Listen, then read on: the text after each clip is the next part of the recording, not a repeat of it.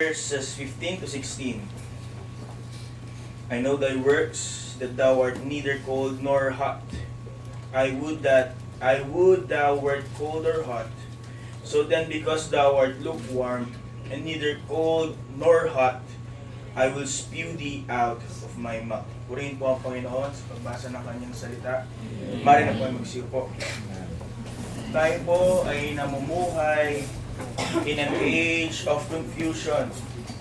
Hindi lang dahil sa mga confusion about genders, yung dalawa ay naging ilan na nga ba, but rather, in this time and age, marami po ang nagke-claim na namumuhay para kay Kristo, yet still live in lust and worldly indulgence. Ito ay mas nakikita sa mga professional workplace, sa mga professional settings, sa mga workplaces, kung saan ang ating mga kakilala, mga katrabaho, ay kayang magsabi ng TGIF dahil magiinuman pag Biyernes at Blessed Sunday pagdating ng Linggo. They attend church, they participate in ministries, at tila baga sila po ay buhay spiritual. They are spiritually engaged, yet they are convinced that they have found the balance between worldliness and godliness. Tila baga nahanap nila ang susi kung paano nila mababalanse yung kanilang buhay sa labas at buhay sa loob. Na tila baga walang kaya nilang mamuhay in between the world and Christ. It was surprising to see at first if you have encountered such people. But this should not be a surprise to us, sapagkat nearly 2,000 years ago, Christ had warned us of this very condition sa kanya pong liham sa pamagitan ni Apostol Juan sa iglesia ng Laodicea. Kung ating pong natatandaan, sa 7 iglesyang ito, hindi katulad ng 6 na iglesia, ng liham ng Panginoon sa 6 na iglesia, sa Laodicea po, this church received no commendation. Walang papuri. Wala pong sinasabing good work. Continue doing that. Ang tanging kanilang natanggap ay rebuke. Ipinakita yung mali sa kanila at sila'y binigyan ng babala. At ang babalang yon ay atin din po nawang pakinggan. Ano po ang kondisyon ng iglesia ng Laodicea? This is what we call, ito po yung tinatawag ng Panginoon na pagiging lukewarm. At yun po ang ating pag-aaralan sa gabing ito. The condition of lukewarmness. Isang kondisyon na hindi po dapat nakikita sa mga mananampalataya. Ito po ay relihiyon, ngunit walang tunay na regeneration, hindi buhay. Ito po ay pagsasabi ng pananampalataya, ngunit ang pananampalatayang ito'y walang kapangyarihan. Sinasabi na meron siyang katiyakan, ngunit sa buhay niya'y walang ebidensya. This is a kind of church that may function, that may gather, they will sing, they will hear the preaching. Baka dahil pa tayo ng iba, nagtatights. And yet, walang espiritu. Walang paggabay, walang pangunguna ng banal na espiritu sapagkat they are still spiritually dead. Ano po ang ibig sabihin ng pagiging malahinga, maligamgam? To be lukewarm ay magmukhang buhay sa labas, ngunit ang katotohanan ay patay sa loob. Magmukhang mainit sa labas, ngunit ang katotohanan is stone cold sa loob. Ang bayan ng Laodicea, they pride themselves for their wealth, sa kanilang sophisticated methodologies, paraan ng pamumuhay, and that they are self-sufficient. Sila po ay kilala sa kanila pong sistema ng banking, sa kanilang industriya, at sa kanila pong mga medical na pamamaraan. Kung inyo pong napansin, isa sa mga sinabi ng Panginoong Hesus, that He will give them eye salves, pampatak sa mata. Because that's one of their pride. Their wealth, their processes, and their medical know-hows. Ngunit, sa kabila po ng kanila pong privilege, if I may say, ang tubig po nila ay maligamgam. It's because of the geography, kung saan po nakatayo ang bayan na ito. All that they can have ay maligamgam na tubig. Hindi sila nakakakuha ng mainit na tubig mula sa bukal o kaya na may malamig na tubig mula sa ilog. All that they can have is lukewarm water. Kaya maliwanag sa kanila na sila'y tawagin ng Panginoon na maligamgam. Because that is what they are having in their daily lives. And they hated it. Ito po ay simbolo ng katayuan ng kanilang iglesia. And Christ's warning was clear. Sabi niya po sa ating teksto, I know thy works, that thou art neither hot or cold. At ano po ang response ng Panginoon? In them being lukewarm, I will spew thee out of my mouth. Ang espiritu ng Laodicea, may kita po natin, ang esensya nito is to be conformed, cultural. Ito po ay nakabatay sa kanilang kultura, and they wanted convenience. Ang espiritu pong ito ay hindi namatay 2,000 years ago. It can still creep into the hearts of people, even in churches today. Sa katotohanan nga po, ang babala ng Panginoon about this church is that this is what our age will be. Ang dispensasyon na ating kinabibilangan sa mga huling araw, ganito magiging katayuan. Ganito po magiging katangian ng mga nagsasabing mananampalataya. Even active congregations, na naway tayo yun, might harbor members satisfied ng mababaw na pananampalataya sa labas lamang. Kontento sa mga paulit-ulit lang na gawain. Routine lang ang pagsamba, hindi tunay. And are unconcerned with spiritual reality. Walang pakialam sa spiritual na realidad. All that they care is the now. The now. Ano po ang panawagan ng Panginoon sa mga taga-Laodicea? And again, this extends to us. Christ calls us to an honest self-examination. And if we have examined and we found it true, ay pinakita ng salamin na salita ng Diyos sa tunay nating kalagayan, Christ had invited us to repent and to be revived. Lukewarmness, pagiging malahininga sa Tagalog, o pagiging maligamgam sa mas alam nating translation nito, it satisfies neither God nor ourselves. Tayong mga Pilipino, kahit mainit, gusto natin ng kape, mainit. O kaya naman, ng mga millennials o mas mga bata pa, gusto ng kape, malamig. Ngunit hindi po natin gugustuhin ang kape na room temperature. Ganun din sa pagkain. May mga pagkain na we want to eat cold, we enjoy to eat hot. But no person in their right mind will ever say that they enjoy food na maligamgam. So lukewarmness satisfies neither God nor ourselves, but rather it invites judgment.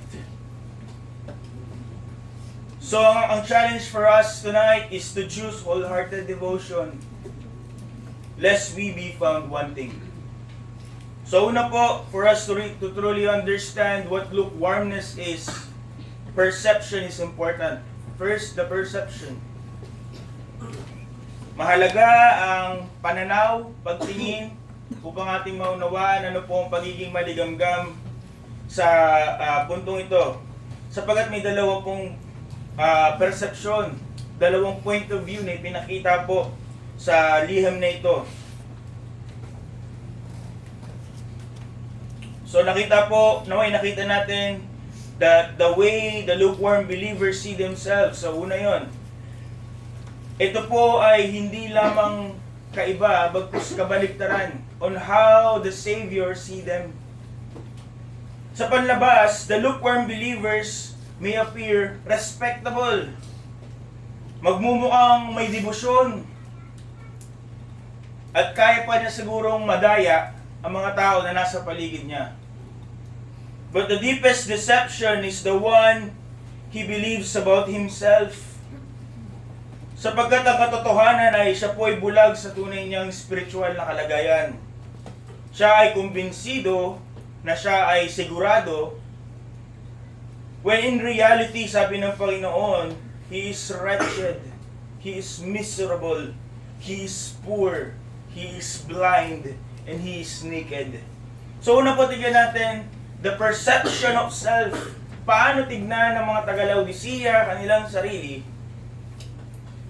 So makita po natin in verse 17, Christ had revealed yung kanilang self-perception. Ano po ang sabi ng Panginoon? Because thou sayest, ako ay mayaman. Ako ay maraming mga produkto, mga bagay, mga ari-arian, at ako'y walang pangangailangan. How do they see themselves? They are full, puno. They are sufficient. And every need na kanila pong naisip marahil, they think they can provide for it. What they have, they think is sufficient para sa lahat ng kanilang mga pangangailangan. The Laodiceans declare themselves rich. In physical sense, yes. Maybe in spiritual sense, iniisip nila ganun din sila. But the reality is that they are spiritually bankrupt, bangkarote. Ano po ang kanilang pinagtitiwalaan? Their material prosperity, their outward luxury, and their physical health.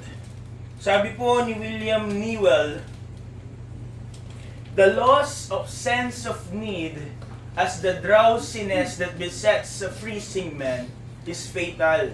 Hindi po ba pag nakikita natin sa mga movies na pag ang tao ay naiwan sa isang nagyayabing lugar, unti-unti siyang nawawala ng pakiramdam. Ito po ay hindi maganda, hindi mabuti. Ito po ay nakamamatay. Inaalis yung kanyang sense ng pain. And the truth is, it removes the sense of urgency na siya'y nasa panganib. And therefore, marahil siya ay nadi-deceive of that feeling, therefore it is fatal. Nakamamatay. Sabi rin po ni Charles Spurgeon, it is the worst of all states to think that you are rich when you are poor. Strictly speaking, in the spiritual sense, ano pong klase ang mga mananampalataya na malahininga? They are confident. But their confidence comes from their self-satisfaction and self-assurance. Maririnig mo sa kanila, I am fine. I have enough. I need nothing. Walang desperasyon. Walang kaalaman na sila ay kulang. Ang kanilang kakayahan ay hindi sapat. They do not recognize that the very ground beneath them is crumbling. Their perception of themselves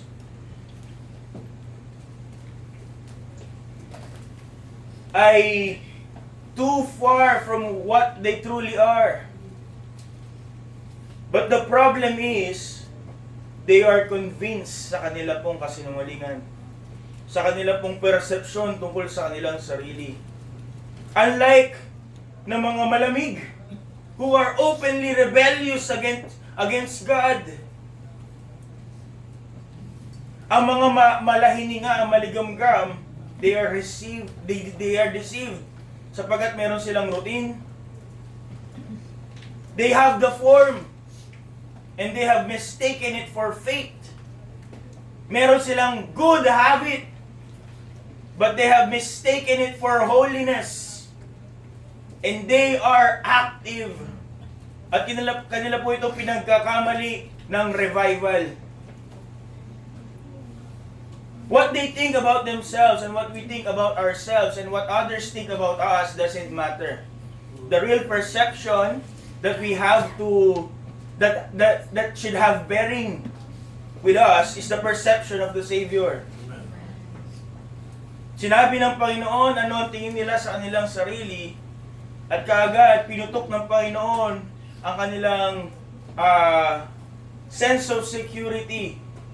Pinakita ng Panginoon, inihayag ng Panginoon ang tunay nilang kalagayan. Sabi po ng Panginoon, thou art neither cold or hot.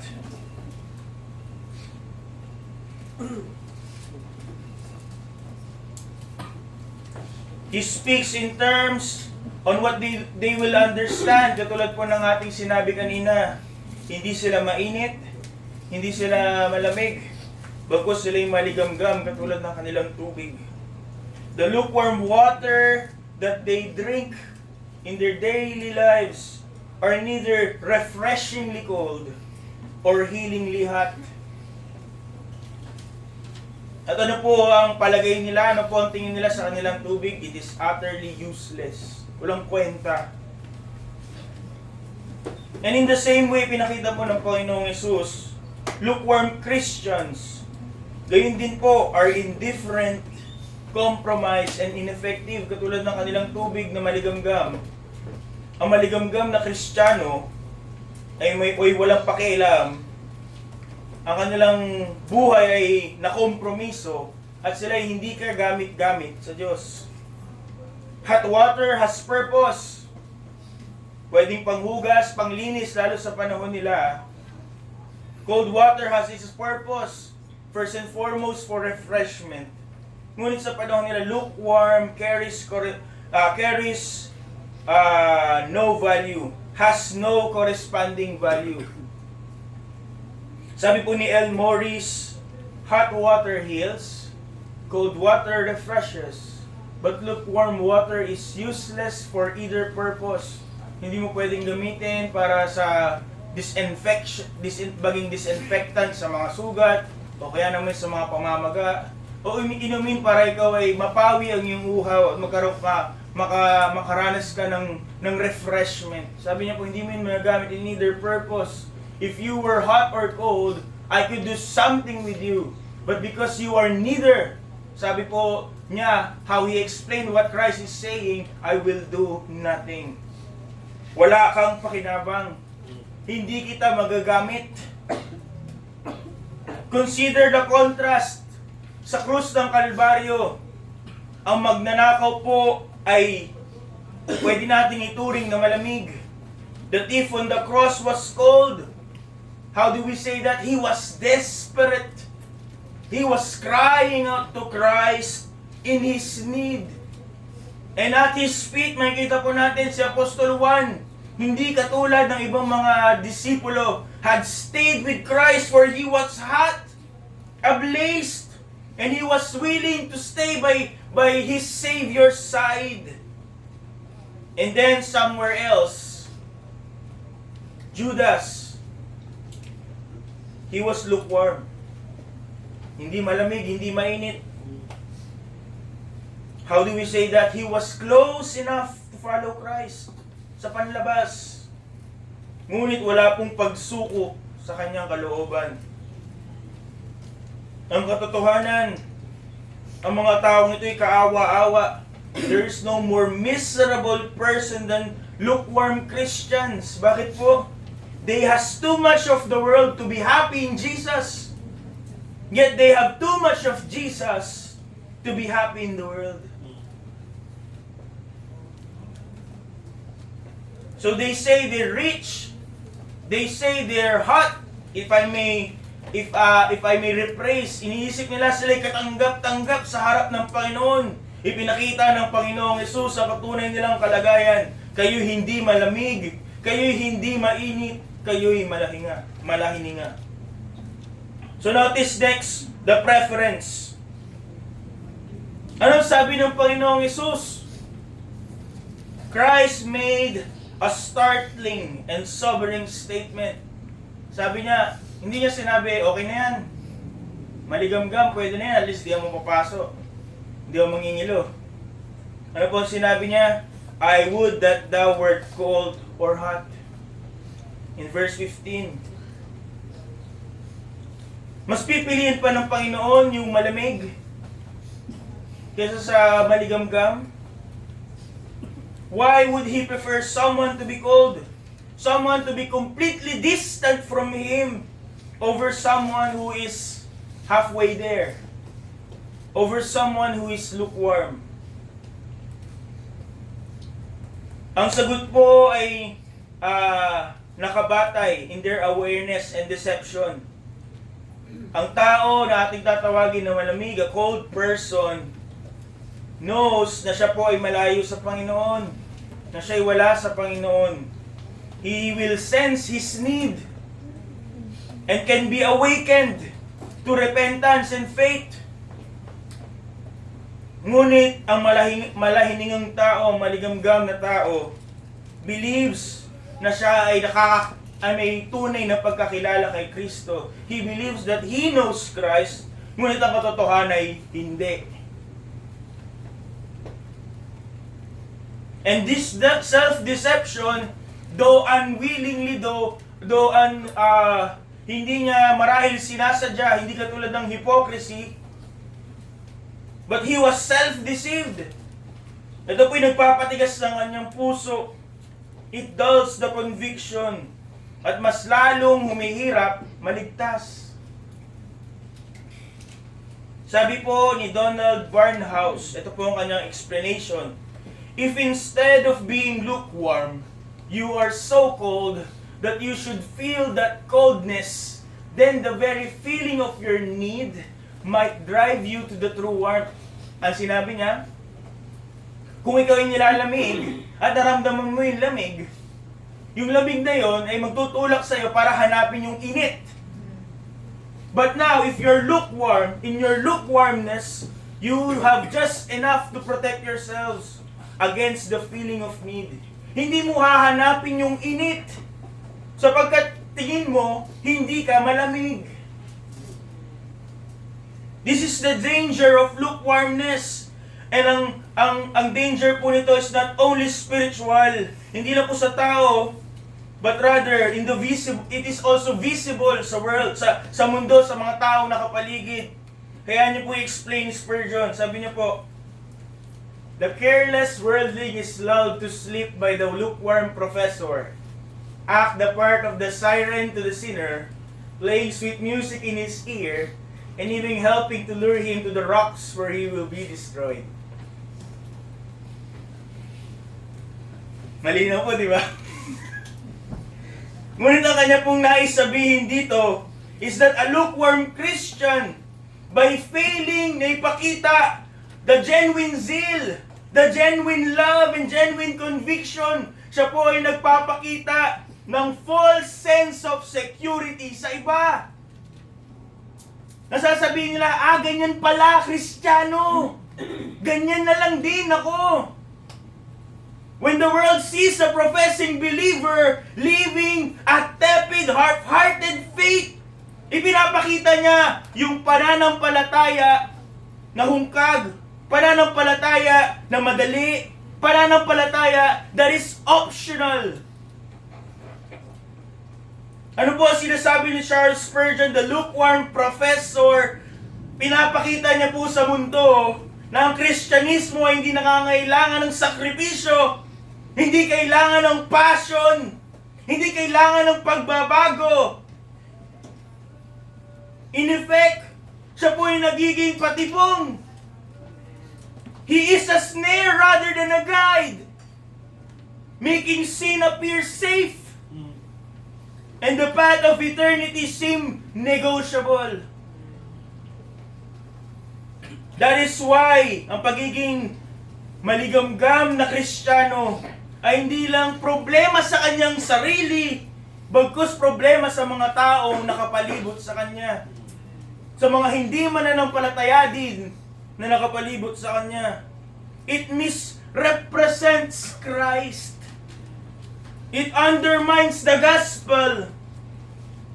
At ito'y nag-iinganyo. It lulls others into spiritual complacency. At ano po ang dulo noon? Hindi langit, impyerno.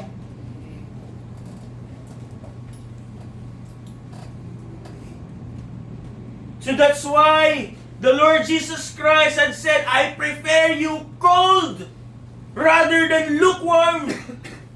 He would rather you be far from Him than pretending to be near Him. Lukewarmness is the deadliest of illusions. Sapagat ito po'y pagpapanggap ng buhay, ngunit ang katotohanan ay patay. Magpapanggap na buhay ang isang tao, ngunit ang katotohanan po siya ay spiritual na patay. So next, notice with me the pronouncement. So in verse 16, makita po natin the proclamation of Christ. He proclaimed. Ano ang kanyang response sa pagiging lukewarm, malahininga ng mga taga-Laodicea? Sabi niya po sa verse 16, so then because thou art lukewarm, ano po response niya? I will spew thee out of my mouth. Yung pagiging malahininga, Kristiyano, is so offensive sa Panginoon, it makes Him sick. Nasusuka siya sa ganung klase ng Kristyanismo.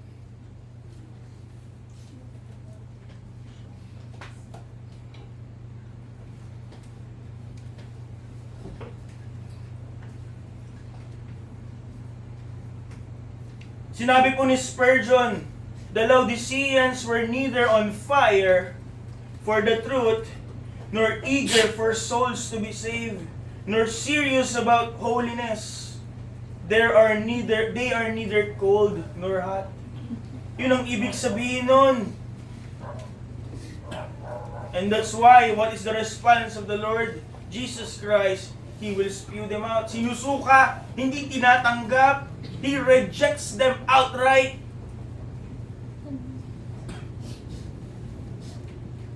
Again, nakita natin anong tingin ng mga taga-Laodicea sa kanilang sarili. But let us see the prognosis of the Lord Jesus Christ of what they truly are. The Lord Jesus Christ diagnosed their true condition. Ano po daw sila? They are wretched. They are miserable. They are poor. They are blind. And they are naked. In contrast sa kanilang pagkakakilala sa kanilang sarili, that they are rich, that they have lots of goods, and that they have no need of anything.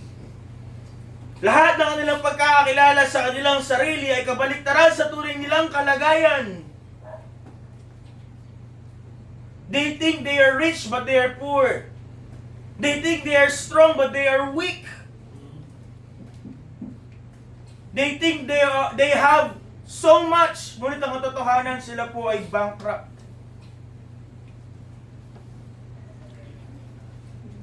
So John Walvoord observes that the Laodiceans are typical of the modern world, which revels in that which the natural eye can see, can see, but is untouched by the gospel, and does not see beyond the veil of the material to the unseen and real eternal spiritual riches. Ano po ang sinasabi niya?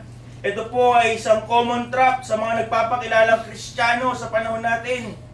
Ang mga taga-Laodicea daw po ay nire-representa ang mga tao na ang kanilang pong focus ay sa mga bagay na kaya nilang makita at kaya nilang hawakan. Sa mga material na bagay lamang, temporal. They are focused on wealth, comfort, status, and material possessions. at kanila pong pinapabayaan at hindi binibigyan ng importansya the things that really matters that are spiritual.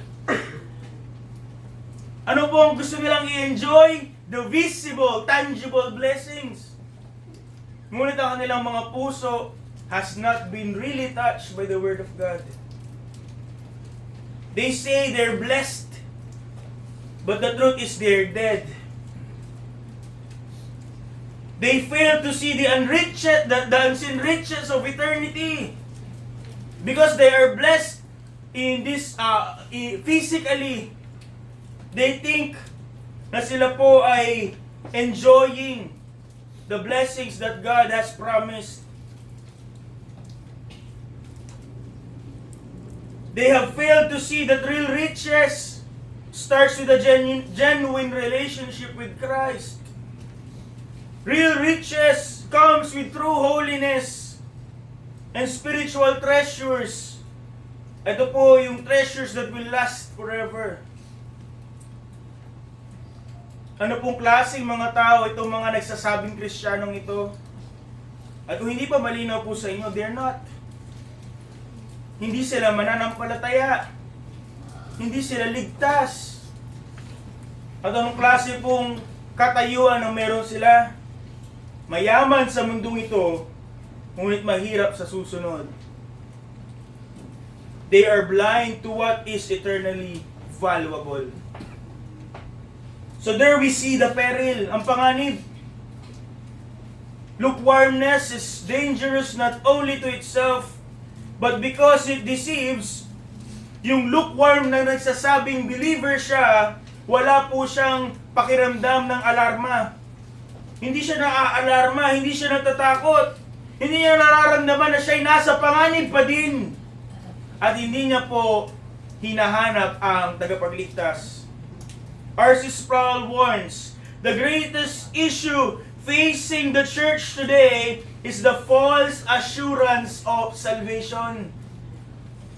As the drowsiness that besets a freezing man is fatal.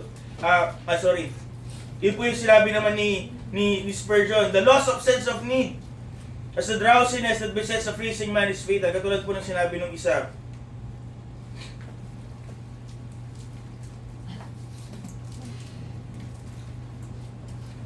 Dahil sila'y malahininga, tingin nila, they are not cold. They need no warmth. Ngunit ang katotohanan, they need it. But they are deceived. Sila ay naengganyo, again, in spiritual complacency. Tama na yun, sinabi na nila yung the Lord's, yung sinner's prayer. Nag-repeat after me. Ligtas na siya. Tama yung tingin niya sa kanyang sarili. Tama na, meron siyang routine sa iglesia.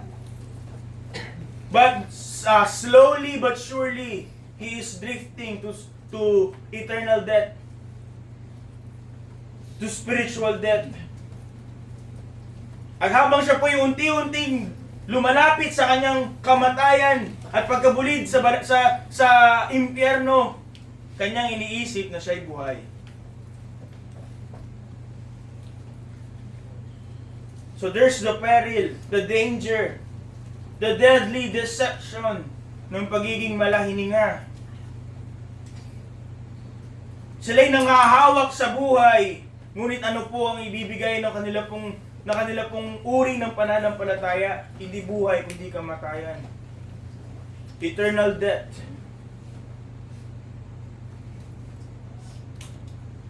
And this kind of service, this kind of faith, ay hindi po dapat nakikita sa isang tunay na mananampalataya.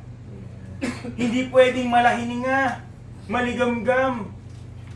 Hindi pwedeng indulgent in the world and immersed in God.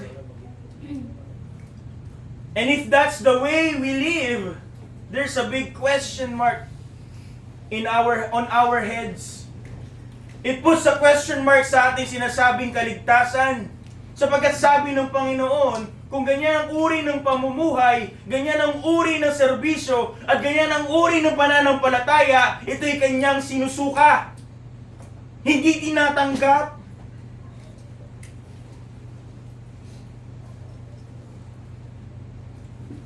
Ngunit hindi po nagtapos ang Panginoon sa kanyang liham sa mga taga-Laodicea in condemnation and rejection.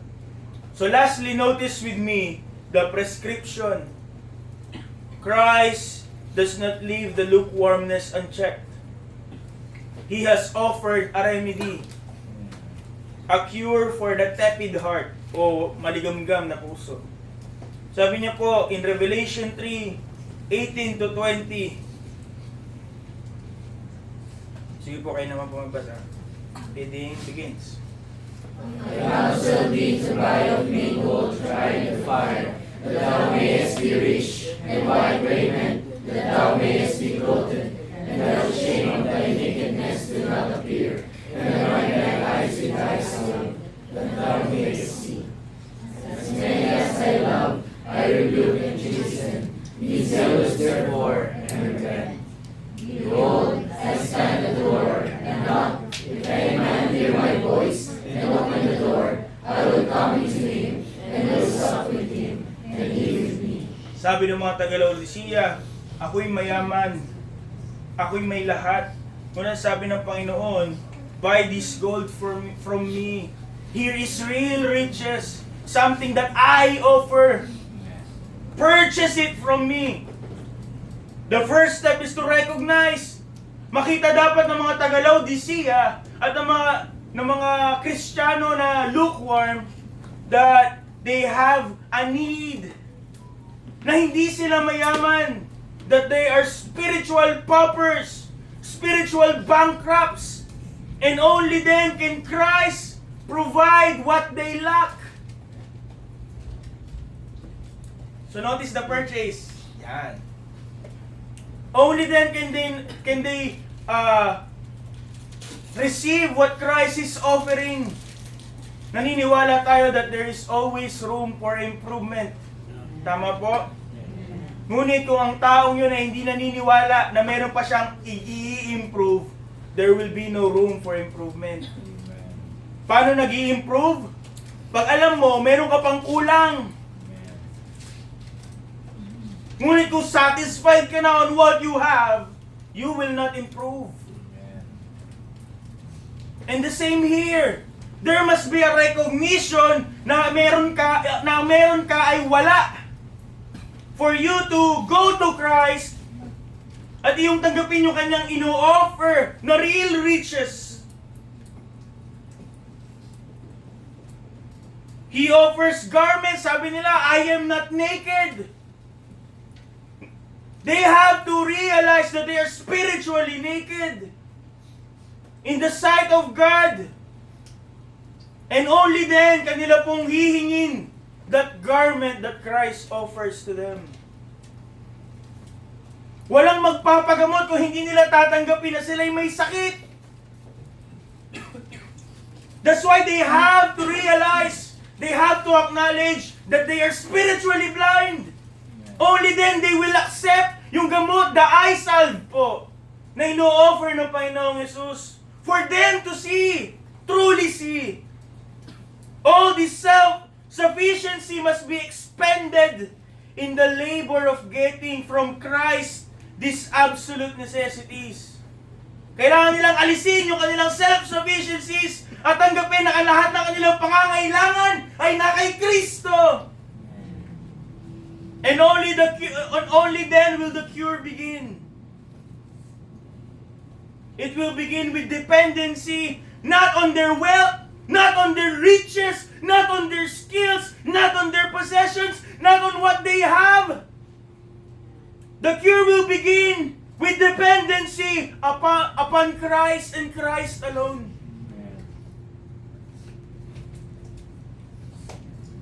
And then we see here the punishment.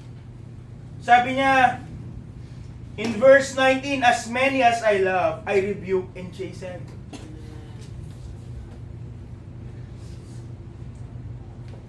Even in chastisement, Christ's heart is full of love. Yung kanya pong rebuke sa Laodicea is not to condemn them, but to redeem them. He rebukes them not to reject them, but to restore them. Sabi po ni William Barclay, it is in fact God's final punishment to leave a man alone. Pabayaan na lang ang tao. But right here, Christ did not leave them alone in their own devices. They were rebuking them, showing them what's wrong with them. Sa paningin natin, sa paningin ng mga tao, marahil ito'y pagiging marahas, mabagsik, but it is an expression of divine love. Chastisement is a reflection of divine love, expression of divine love.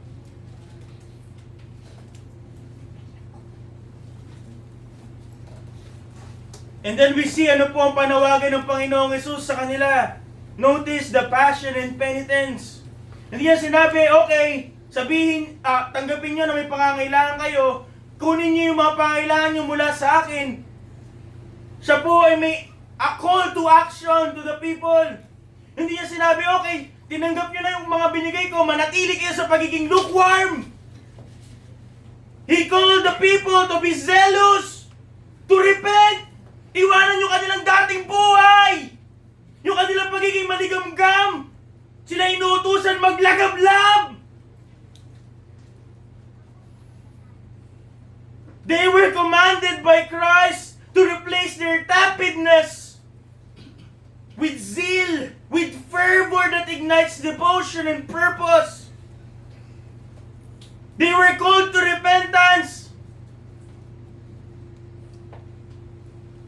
They were called to repentance because Christ doesn't want them to continue sa kanilang pamumuhay.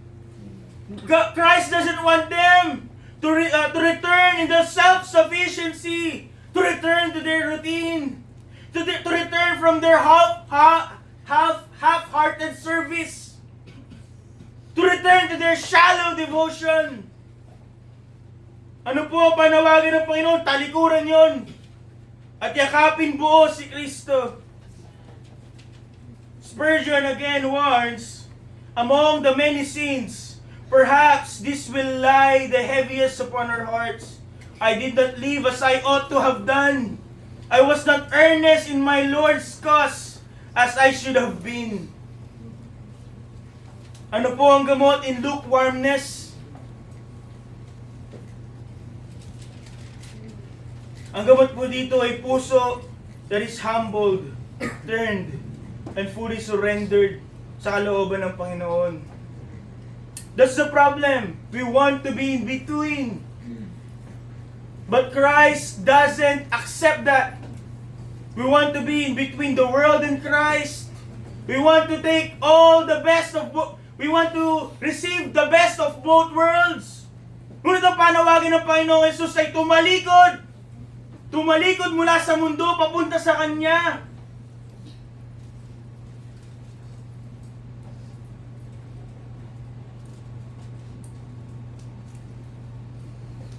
And finally, in verse 20, makita natin the permission that Christ is extending.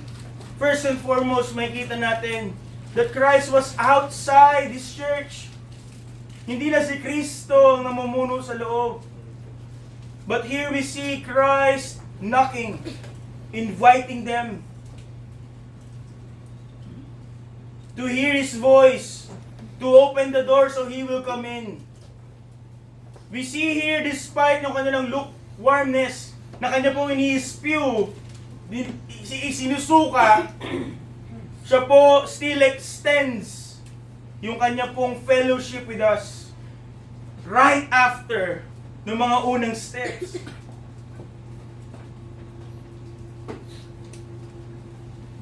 The recognition of what is truly the state of a person upang makamtan yung mga tunay na kayamanan mula kay Kristo, to receive the punishment out of love, and to obey the call to action, to be passionate and to be penitent. Only then will Christ extend His personal invitation of fellowship. Ibabalik yung intimate communion. Sabi po ni Barclay, It is not a mere courtesy visit yung ginagawa ng Panginoon Jesus in this part. He desires to come in and sit along with us. Salvation and revival are not passive experiences. They require a response. We must hear His voice. We must open our heart's door. We must invite Him in. And He will restore the zeal. He will restore the sight. And He will restore righteousness sa buhay ng isang maligamgam na nagpapakilalang Kristiyano. Only then that the grip of lukewarmness will be broken at magiging tunay na buhay na kaluluwa ang taong iyon and will have true relationship with the Savior. Christ abhors lukewarmness, but He does not leave lukewarm people by themselves. Christ has warned us about lukewarmness, lukewarm service, and lukewarm faith. And in Him alone is the cure for it. Hayaan niyo pong tapusin natin sa gabing ito, sa parang ito. Atin nawang naunawaan na hindi karapat-dapat sa Panginoon unang-una at hindi katanggap-tanggap sa Panginoon ang mga lukewarm services. Maligamgam na serbisyo para sa Kanya. May we understand that being lukewarm is deadlier than hypocrisy. Sapagkat ang mga hipokrito, alam nila na sila'y may mali, and they are trying to deceive people around them. But lukewarm people is different. Sapagkat tingin nila they are fine.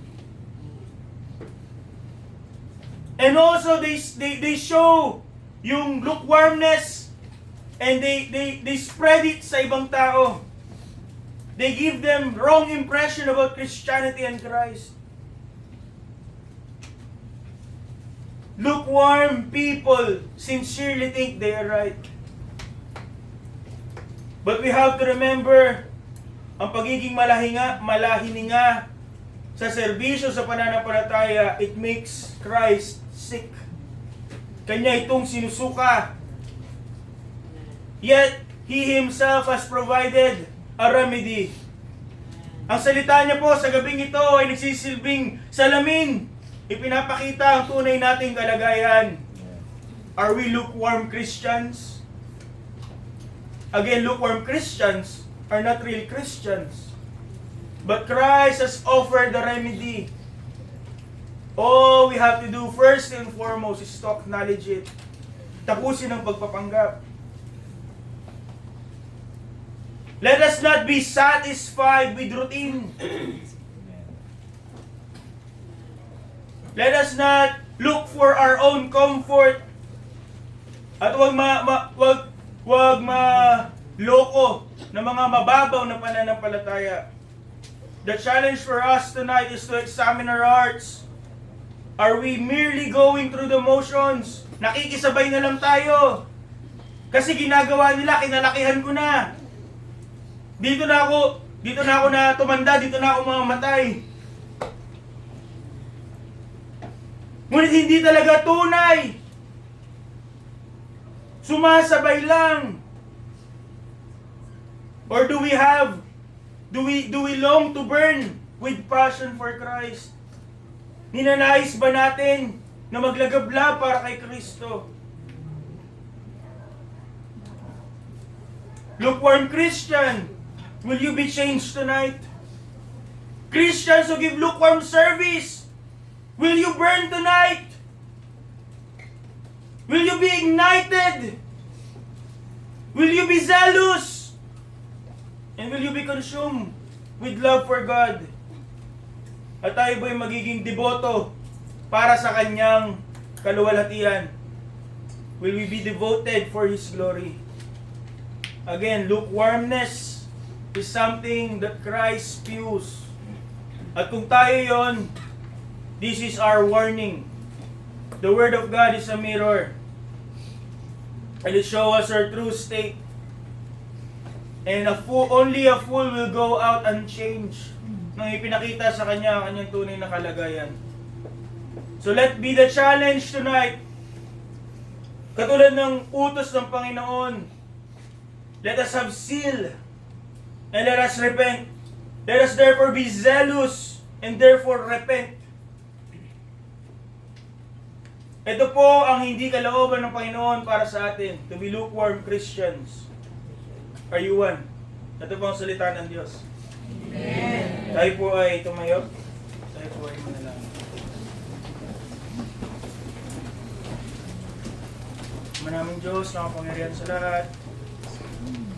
Salamat po sa inyo.